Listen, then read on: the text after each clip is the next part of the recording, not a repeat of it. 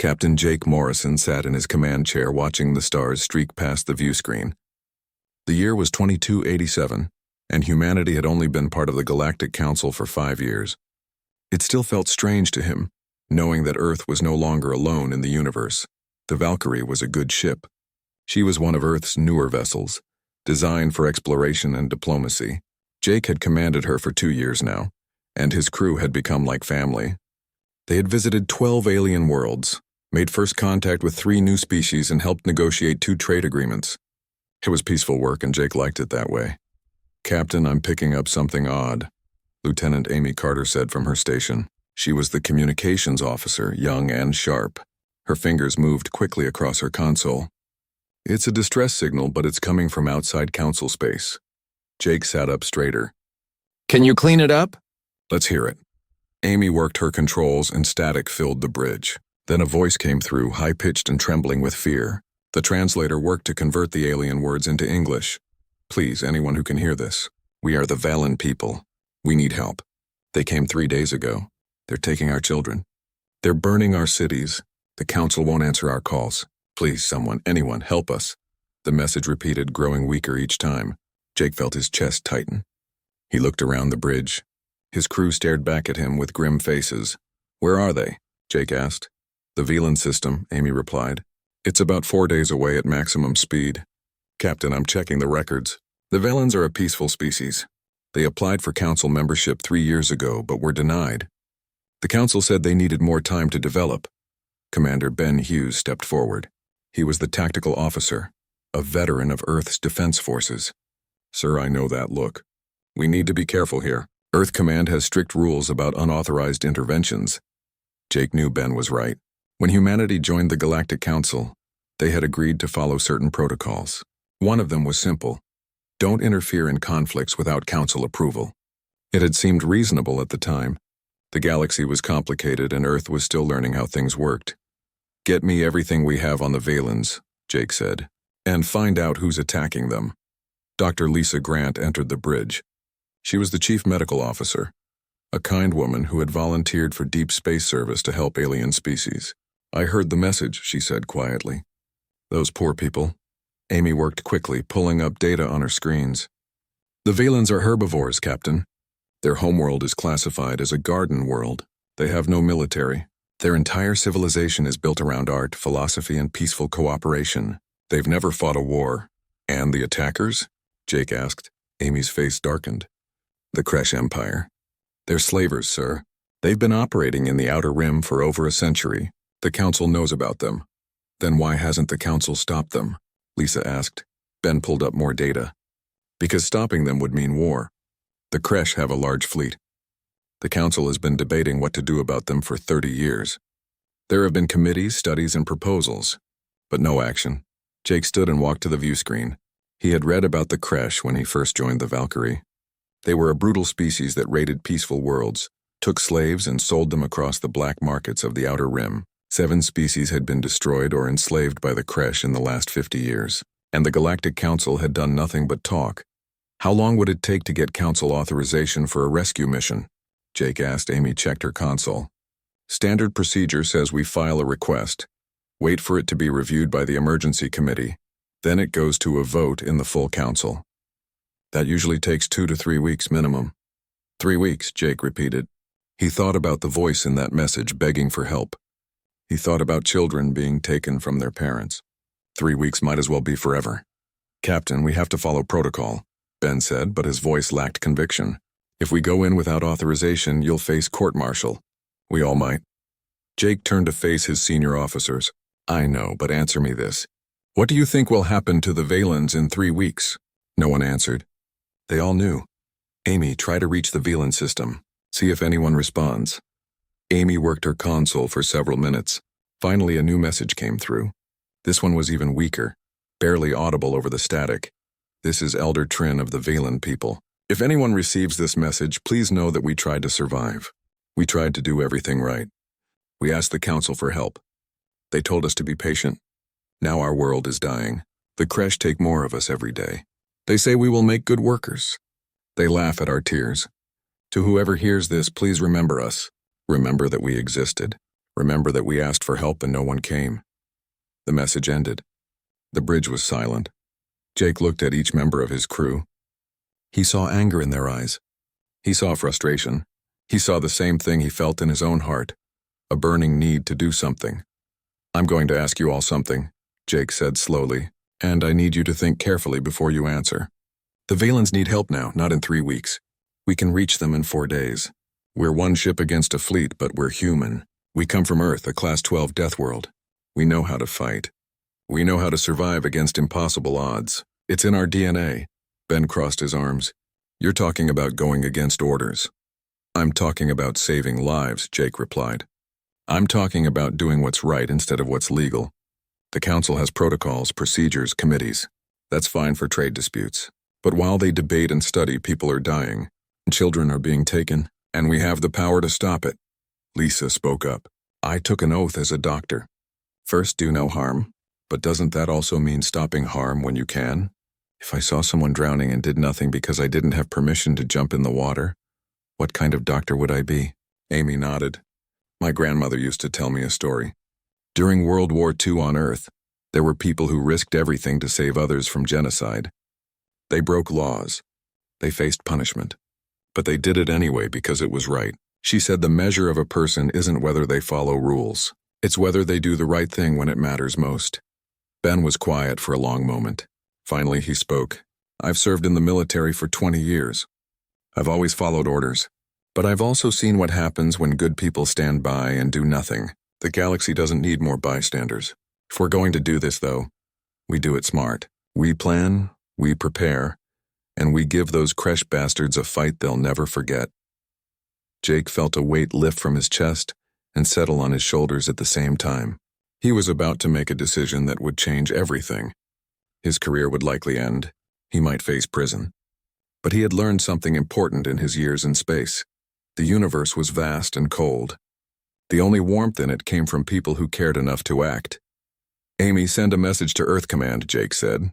"Tell them we received a distress call from the Velan system and are responding under emergency protocols. Don't wait for a reply. After you send it, set course for Velan Prime, maximum speed." "Yes, sir," Amy said with a smile.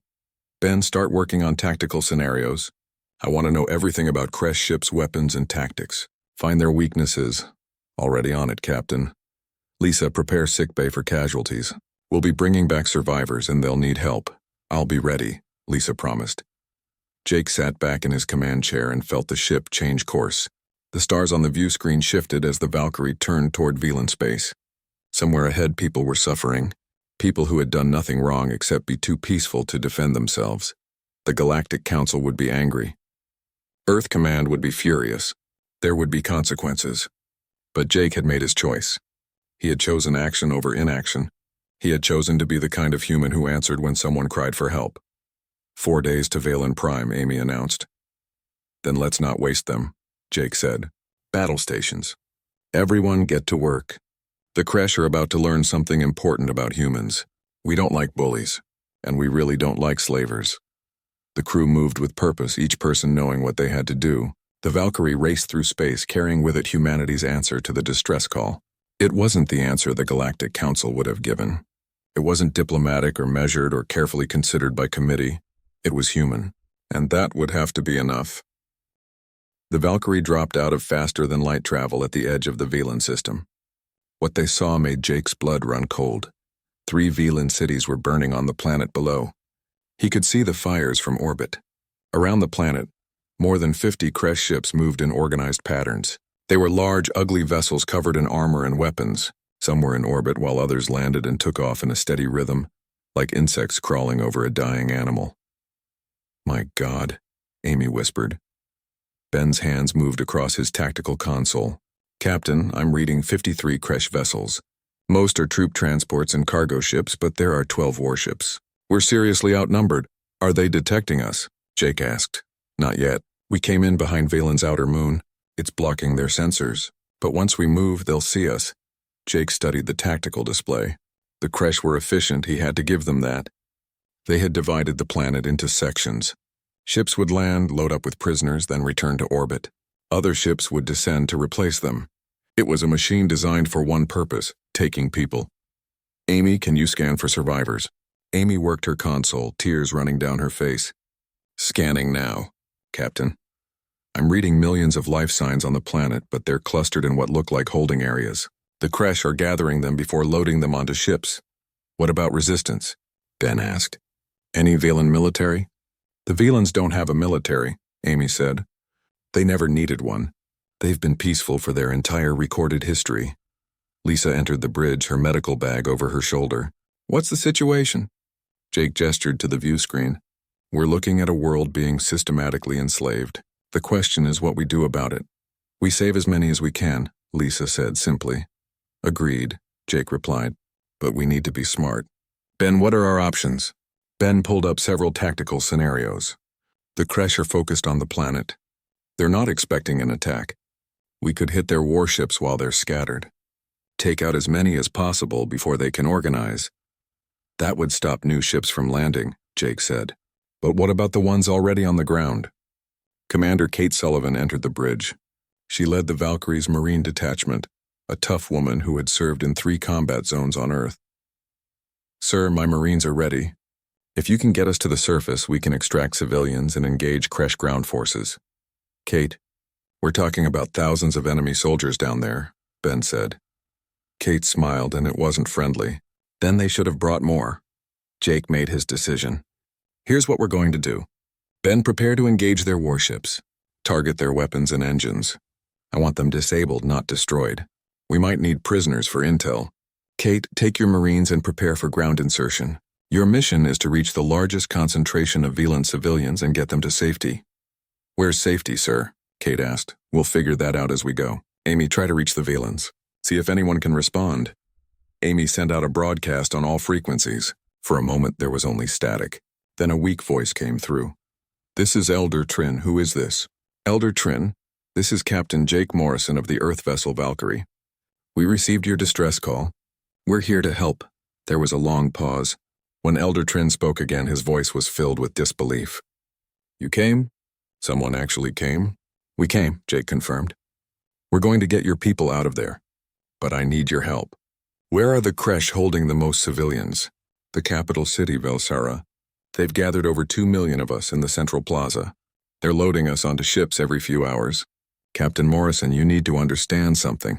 The Kresh, they don't just take adults. They take children too. They separate families. They laugh when we cry. They're monsters. Jake's jaw tightened. We're going to stop them, Elder Trin. Stay strong. Help is coming. He switched off the transmission and looked at his crew. You all heard him. 2 million civilians in one location. Kate, that's your priority target. Ben, as soon as Kate's team launches, you light up those warships. Make them forget about the planet and focus on us. Aye, Captain, they both said. The next 30 minutes were a blur of preparation. Kate and her Marines loaded into dropships. There were only 60 Marines on the Valkyrie, but they were all veterans. They had trained for combat in hostile environments. They carried weapons designed by humanity, a species that had spent thousands of years perfecting the art of war. Sergeant Dan Price ran final checks on his squad's equipment. He was a calm man with sharp eyes who had served in the Amazon conflict back on Earth. Remember your training, he told his people. We're going into a hot zone with unknown enemy strength. Stay in formation, watch your corners, and protect the civilians. We're not here to fight the Kresh, we're here to save the Velans. The Kresh just happen to be in the way. What if they don't move? A young Marine asked. Dan checked his rifle. Then we move them. On the bridge, Ben had locked weapons onto 12 Kresh warships. Targeting solutions ready, Captain. On your order. Jake took a deep breath. This was it.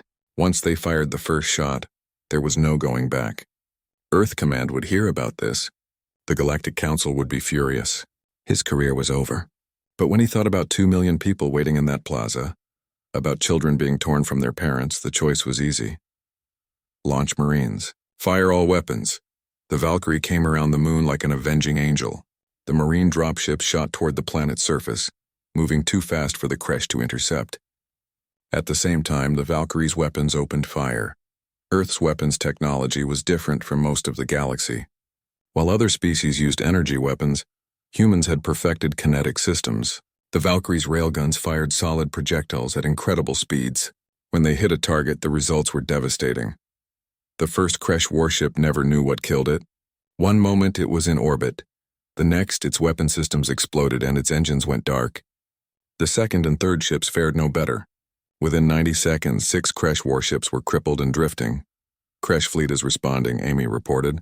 They're attempting to form up. Don't give them time, Jake ordered. Ben, keep firing. Amy broadcast on all Kresh frequencies. Tell them to leave the system or be destroyed. Amy sent the message. The response came quickly. A large Kresh commander appeared on the view screen. He had gray skin, multiple eyes, and a mouthful of sharp teeth. He looked angry. Human vessel, you are interfering in Kresh business. These worlds are our hunting grounds. Leave now or we will destroy you. Jake stood and faced the screen. This is Captain Jake Morrison. You're enslaving innocent people. That stops now. Withdraw your forces or I'll cripple every ship you have. The Kresh commander laughed. It was an ugly sound. You are one ship. We are a fleet. You cannot win. I don't need to win, Jake said coldly. I just need to hurt you badly enough that you leave. And trust me, I'm very good at hurting people when they deserve it. The commander snarled and cut the transmission. Immediately, the Kresh warships opened fire. Energy beams lanced through space toward the Valkyrie. Evasive maneuvers, Jake ordered. Ben, return fire. Target their engines. I want them stuck here so they can't run when they realize their mistake. The Valkyrie danced through the incoming fire. The ship was smaller than the Kresh vessels, but faster and more maneuverable. Ben's targeting was perfect. Each shot from the railguns found its mark. More Kresh ships lost power, their engines exploding or going dark. On the planet's surface, Kate's Marines hit the ground running. The dropships landed in a tight formation around the central plaza. The Marines deployed quickly, setting up a defensive perimeter. What they found was worse than any of them had imagined. The plaza was packed with Velans. They were small, delicate beings with soft fur and large eyes. They huddled together in groups, terrified and crying. Kresh soldiers walked among them, pushing them into lines, separating families. When a Velan resisted, the Kresh would strike them down without mercy. Kate watched a Kresh soldier grab a small Velan child. The child's mother tried to hold on, but the soldier hit her across the face. The mother fell and the child screamed. Something cold and hard settled in Kate's chest. She keyed her radio. All units, weapons free. Priority is civilian protection. Rules of engagement. Anyone threatening a civilian is a hostile target. Light them up. The Marines moved forward as one. They had trained for urban combat, for hostage rescue, for operations in hostile territory. But more than that, they were human. They came from a world where nature had tried to kill them every day for millions of years. They had survived ice ages, plagues, and predators. They had evolved to fight and win. The Kresh soldiers saw the Marines coming and raised their weapons. They never got a chance to fire. Human rifles cracked and Kresh soldiers fell. The Marines advanced in perfect formation, each one covering the other, moving like a well-oiled machine. Sergeant Dan Price reached the mother who had been struck down. He helped her to her feet gently. You're safe now, he said. His translator converted the words to Velan. We're getting you out of here. The Velan mother stared at him with wide eyes. She looked at the weapon in his hands, at the armor he wore, at the determined expression on his face. What are you? She whispered. The Valkyrie's medical bay was filled with Velan survivors. Dr. Lisa Grant moved from bed to bed, treating injuries while trying to comfort the traumatized aliens. Their soft whimpers of pain made her heart ache. Many had been beaten by Kresh soldiers. Some had wounds from weapons fire, but the worst injuries were the ones she couldn't see. The psychological trauma of watching their world burn. Jake stood in the doorway watching Lisa work. Behind him, Commander Kate Sullivan approached, her armor still scorched from the battle. Final count is in, Captain, Kate said quietly. We rescued 1.7 million Velans from the capital, another 300,000 from smaller cities, but the Kresh got away with at least 500,000 before we arrived. Jake's hands clenched into fists. 500,000 people stolen. Yes, sir. And according to the Velans we've interviewed, this wasn't the Kresh's first raid. They've hit 17 other worlds in the last century. The pattern is always the same. They strike fast, take as many slaves as they can, then disappear into the outer rim. And the Galactic Council knows about this? Jake asked, though he already knew the answer. They know, Kate confirmed. The Velans showed me their correspondence with the Council. 23 formal requests for protection. 57 status updates on the crash threat. The Council's response was always the same. They'll study the situation and get back to them. They never did. Jake felt rage building in his chest. It was a cold, controlled rage, the kind that didn't make you scream but instead made you very, very dangerous. Where's Elder Trin? In the observation lounge. He wanted to see space. Jake found Elder Trin staring out at the stars. The old Velan looked smaller somehow, as if the weight of what happened to his world had physically shrunk him. Thank you, Captain Morrison, Elder Trin said without turning around. You saved 2 million of my people. That is more than I ever hoped for. But not all of them, Jake said. No, not all. Elder Trin's voice broke. The creche took my granddaughter. She's only 6 years old by your reckoning. Sweet child who loved to paint. Now she's somewhere in the darkness, scared and alone. Jake put a hand on the old Velan's shoulder. I'm sorry. The Council told us violence wasn't the answer, Elder Trin continued. They said civilized species don't make war. They negotiate, they compromise, they find peaceful solutions. So we waited. We trusted them. And while we waited, the creche came. The Council was wrong, Jake said firmly. Elder Trin finally turned to look at him. Your species, humans, you're different from the others, aren't you? I watched your Marines fight. They moved like predators. Efficient, deadly, controlled. They didn't hesitate. They didn't need committees or votes. They just acted. Earth is what the galaxy calls a deathworld, Jake explained. Class 12, the highest danger rating. Almost everything on our planet evolved to kill us. Diseases, predators, weather, even the plants. We survived by becoming better at violence than anything else. It's not something we're proud of, but it's who we are. And now you use that violence to protect others, Elder Trin said. That's noble, is it? Jake asked. Or is it just what we're good at? Before Elder Trin could answer, Amy's voice came over the intercom. Captain to the bridge. We have an incoming transmission from Earth Command. Jake sighed. This was the call he had been dreading. On my way. He looked at Elder Trin. Get some rest. We'll talk more later. On the bridge, Admiral Karen Brooks' face filled the main view screen. She looked tired and angry. Captain Morrison, what the hell have you done? Admiral, I can explain. You engaged a creche fleet without authorization, Brooks interrupted. You deployed Marines in a combat situation without Council approval. You violated 6 different protocols and started an interstellar incident. The Galactic Council is demanding your immediate recall and court-martial. With respect, Admiral, I'd do it again, Jake said calmly. Brooks stared at him for a long moment. Then something changed in her expression. The anger faded, replaced by something else. Understanding, maybe, or respect. Off the record, Jake, just between us. How bad was it? Bad, ma'am. The creche were enslaving the entire planet, taking children from their parents. We saved 2 million people, but the creche escaped with 500,000 more. Brooks closed her eyes briefly. And the Council wants you to stand down and return home. That's not going to happen, Admiral. I didn't think so. Brooks leaned forward. Listen carefully, Captain.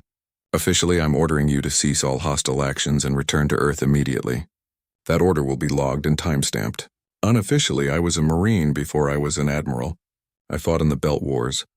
I know what it's like to face an enemy who deserves no mercy. So here's what's going to happen. You're going to ignore my official order. I'm going to report that communications with your vessel are experiencing technical difficulties. That will buy you about 72 hours before Earth Command sends another ship to find you. Jake felt a wave of gratitude. Thank you, Admiral. Don't thank me. Thank me by doing what needs to be done. The creche have been a plague on this galaxy for too long. Maybe it's time someone showed them what happens when you mess with the wrong species. Brooks out. The transmission ended. Jake turned to his crew. They were all watching him with expressions of determination. You heard the Admiral, Jake said. We have 72 hours. Ben, where did the creche ships run to? Ben pulled up his tactical display. They're regrouping at a location about 6 light-years from here. It's called the Maw, a region of dense asteroid fields. According to our intelligence, it's a creche staging area. They use it to process slaves before selling them on the black market. How many ships are there? At least 40, maybe more. And that's just what we can detect. The asteroids interfere with long-range sensors. Lieutenant Chris Palmer, the weapons officer, spoke up. Captain, we did well against the creche here because we had the element of surprise. But if we go to the Maw, they'll be ready for us. We'll be walking into a fortress. True, Jake agreed. which is why we're not going to fight fair. Ben, pull up everything we have on the Deathworld doctrine. The tactical display shifted, showing complex military strategies. The Deathworld doctrine was something human military theorists had developed after Earth joined the Galactic Council. It was based on a simple premise: humans would always be outnumbered in space. Earth was just one planet among thousands, so human military doctrine couldn't rely on superior numbers or technology. It had to rely on something else: speed, brutality, psychology. The doctrine assumes we're the underdogs, Jake explained. So we don't fight like civilized soldiers. We fight like predators. We hit fast, we hit hard, and we target not just the enemy's capabilities but their will to fight. We make them afraid. Kate smiled grimly. You want to terrorize the terrorists? Exactly. The Kresh think they're predators. They think they're the scary ones. We're going to teach them what fear really means. Over the next several hours, the crew planned their assault. It was unlike any military operation the galaxy had ever seen. Most species fought with honor, with rules of engagement, with concern for minimizing casualties. The Deathworld doctrine threw all of that away. The goal wasn't to fight honorably. The goal was to win. Sergeant Dan Price briefed his Marines. We're not going in as peacekeepers. We're going in as hunters. The Kresh have 500,000 Velan prisoners at the Maw. Our job is to get them out and make sure the Kresh never want to come near a human again. How do we do that, Sarge? A young Marine asked. Dan's expression was cold. We show them what evolution on a Deathworld really means. We're faster than them. We're tougher than them. And we're a lot meaner when we need to be. They think taking slaves is easy. We're going to make it the worst decision they ever made. Lieutenant Paul Henderson led the Valkyries fighter squadron. He was a quiet man with quick reflexes, one of Earth's best pilots. We'll run interference, he explained to his pilots. The Valkyrie will do the heavy lifting against the larger ships. Our job is to keep the Kresh fighters busy and make sure their troop transports can't escape with prisoners. Staff Sergeant Nina Ross led the Special Operations team. She was a specialist in infiltration and sabotage. My team will go in first, she told Kate. We'll disable their communications array and their main power grid. When the lights go out, that's when the rest of you hit them. They'll be blind and confused. We'll have every advantage. The Valkyrie jumped to faster-than-light travel, heading toward the Maw. Jake sat in his command chair, thinking about what they were about to do. They were going to attack a fortified position with overwhelming enemy numbers. By every conventional military standard, it was suicide. But humans didn't think conventionally. They thought like survivors. Amy interrupted his thoughts.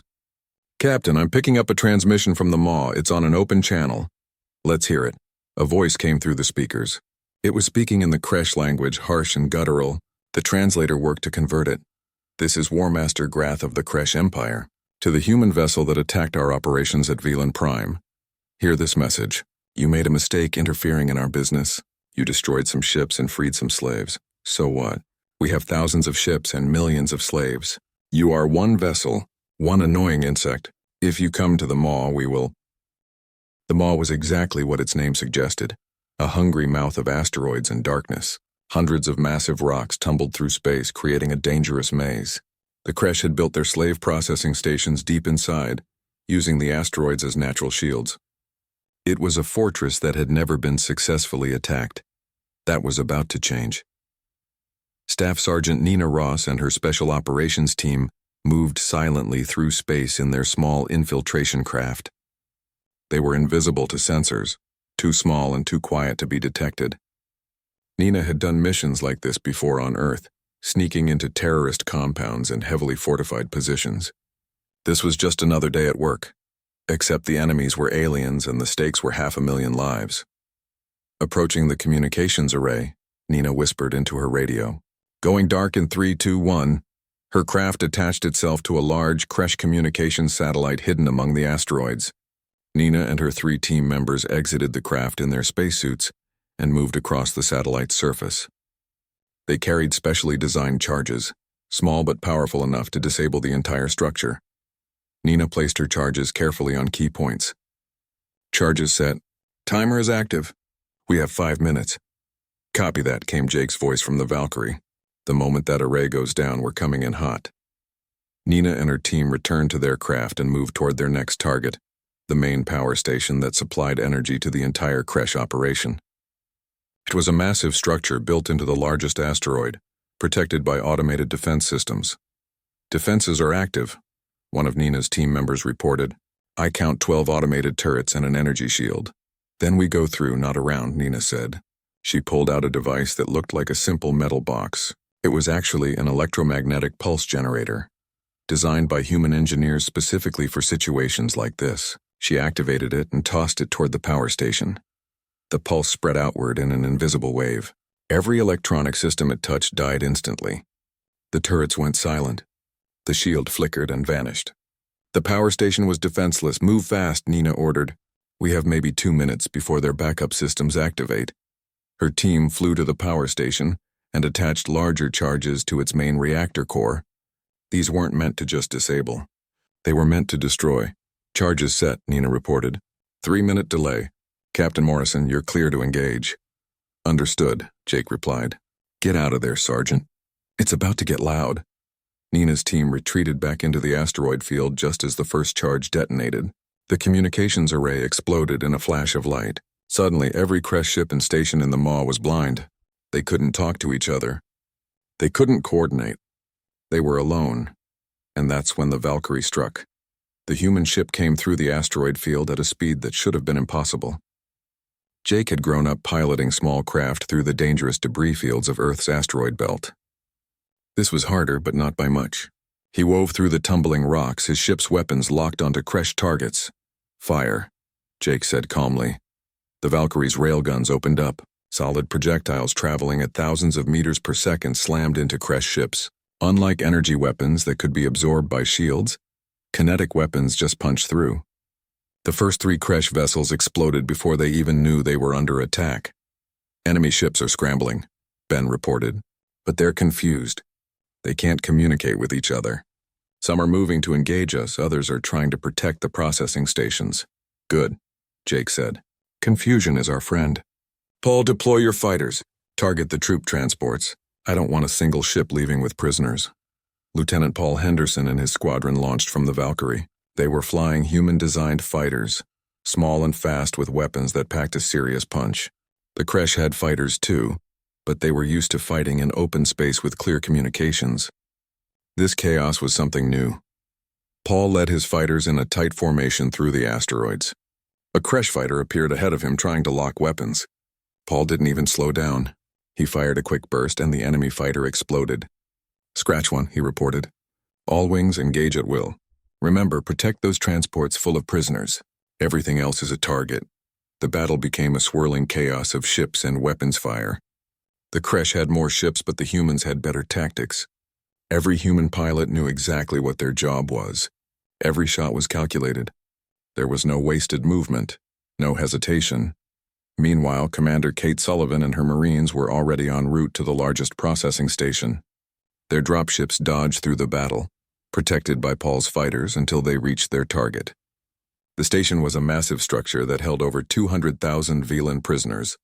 Breaching in 3, 2, 1, Kate announced. The dropships didn't land.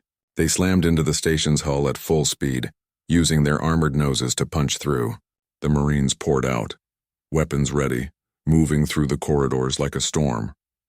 The Kresh guards inside the station were not prepared for this. They were used to dealing with helpless prisoners, not armed soldiers. When the Marines appeared, the guards tried to fight back. It didn't go well for them. Sergeant Dan Price's squad cleared the first holding area. It was a huge room filled with cages. Valens huddled inside, terrified and crying. Dan's heart broke seeing them like this, but he kept his face hard. Open those cages, he ordered his team. Get these people to the extraction point. A Kresh guard rushed at them, weapon raised. Dan didn't give him a chance to fire. 3 shots, center mass. The guard fell. Dan kept moving, his squad following, clearing room after room. Kate reached the station's control center. She kicked the door open and found 3 Kresh officers inside, frantically trying to restore communications. They looked up in shock as the humans entered. Hands up, Kate ordered, her weapon trained on them. One of the Kresh reached for his sidearm. Kate shot him in the arm. He screamed and fell. Anyone else want to try? She asked the other 2. They put their hands up. Smart choice, Kate said. She approached the main computer console. How many prisoners on this station? When the Kresh didn't answer, Kate pointed her weapon at the one she'd shot. Answer the question or the next one goes in his head. 200,000, one of the officers said quickly. Maybe more. We don't keep exact counts. Kate felt sick, but she didn't let it show. Where are they? Levels 3 through 7. All in holding cells. Kate keyed her radio. All Marine units, prisoners are on levels 3 through 7. Start evacuation procedures. Anyone who gets in your way is a hostile. The Marines moved through the station systematically. They had trained for hostage rescue operations. But this was on a scale none of them had ever attempted. They worked in teams, clearing each level, opening every cell, moving the terrified villains toward the extraction points. Dr. Lisa Grant arrived with the second wave of Marines. She set up a field hospital near the main docking bay and began treating the freed prisoners. Many were injured. Some were sick. All were traumatized.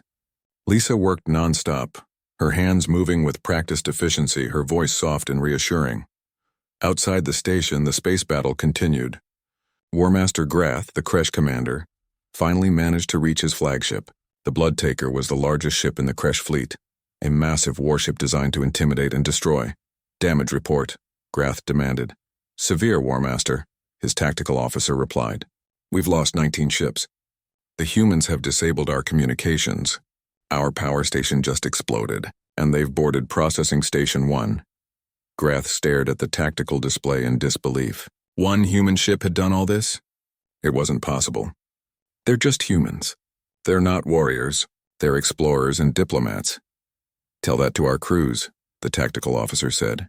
The humans fight like demons. They don't follow any rules of engagement. They just attack over and over, never stopping. Then we'll crush them with numbers, Grath said. All ships converge on the human vessel. Overwhelm them. But that was exactly what Jake wanted. He had been watching the Kresh fleet movements, waiting for them to make a mistake. And grouping all their ships together was a big mistake. Ben, you see that? Jake asked. I do, Captain. All major Kresh ships are moving into a tight formation. They're making themselves one big target. Then let's give them something to remember us by. Fire everything we have. The Valkyrie opened up with every weapon at once. Railguns, missiles, and energy weapons all fired in a coordinated barrage. The Kresh ships, packed tightly together, couldn't dodge, couldn't maneuver. They could only absorb the punishment. Ships exploded. Others lost power and began drifting. The Kresh formation broke apart in chaos. Grath watched from the Bloodtaker as his fleet was systematically torn apart. How? He whispered. How are they doing this? His tactical officer had the answer. They're humans, sir. They come from a Class 12 Deathworld. They're not like other species. They're predators.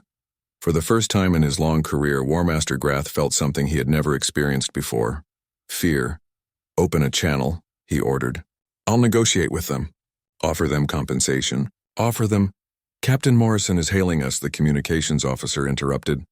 Put him through, Grath said. 3 months had passed since the Battle of the Maw. Captain Jake Morrison stood in a courtroom on Earth facing a panel of judges. Behind him sat his entire crew. In the gallery were representatives from dozens of alien species, media from across the galaxy, and thousands of people watching via live broadcast. Jake wore his dress uniform.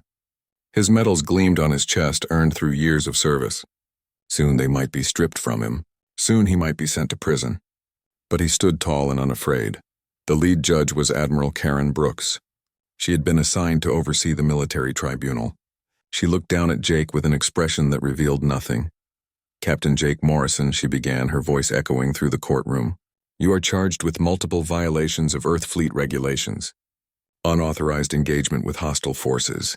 Deployment of Marines without proper authorization. Violation of Galactic Council protocols.